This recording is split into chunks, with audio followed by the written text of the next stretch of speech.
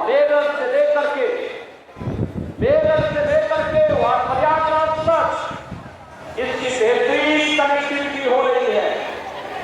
इस वर्ष के अंत तक हम उसको भी अपने प्रधानमंत्री जी के कर कमरों से लोकार्पित करने वाले हैं। लखनऊ से कानपुर के बीच का एक्सप्रेसवे,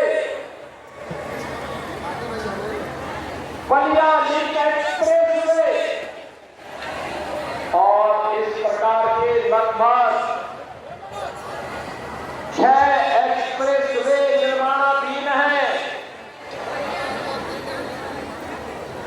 शेष पर कार्य होने जा रहा है।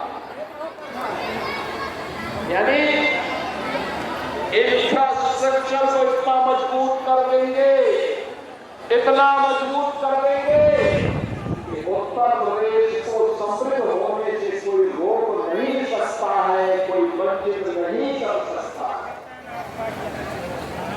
और यही तो इस नए भारत के नए उत्तर प्रदेश की पहचान, यही पहचान है। बहनों और भाइयों, पहले 2017 के पहले पता ही नहीं लगता बंदे में सड़क है कि सड़क में करता है, ये पता ही नहीं लगता था। लेकिन आज घटना पत्र सड़कें, इंटरस्टेट कनेक्टिविटी खोलने के साथ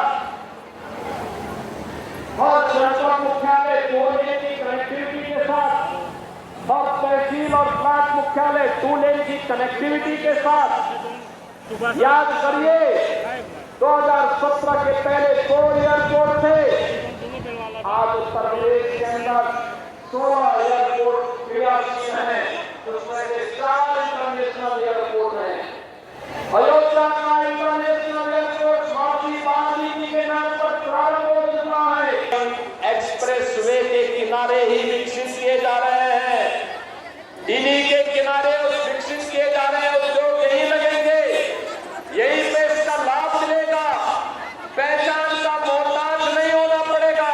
हमारे यहाँ के नौजवानों को उसी के गांव, उसी के क्षेत्र में नौकरी भी मिलेगी, रोजगार भी मिलेगा और आने वाली पीढ़ी को खुशहाल बनाने में और प्रधानमंत्री मोदी जी के संकल्प के अनुसार विकसित भारत के सपने को साकार करने का जो लक्ष्य उन्होंने हमें दिया है, उस लक्ष्य को प्राप्त करने में उत्तर प्रदेश अपनी भूमिका का निर्वहन करेगा।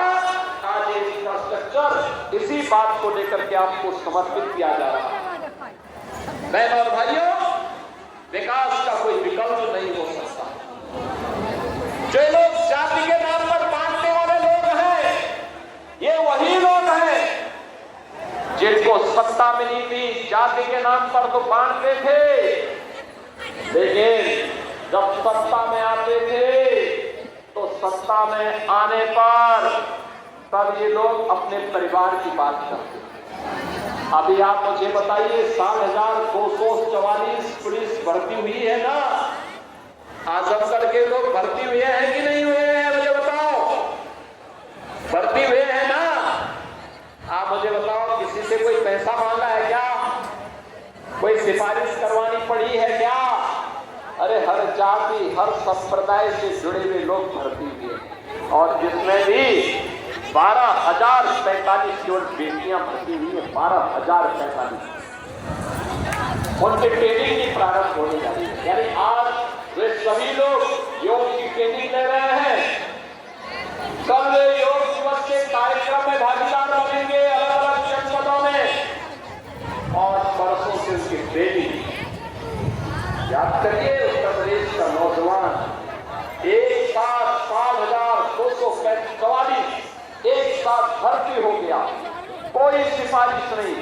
2017 के पहले हुआ होता तो चाचा और भतीजा झोला लेकर के वसूली के लिए निकल गए थे।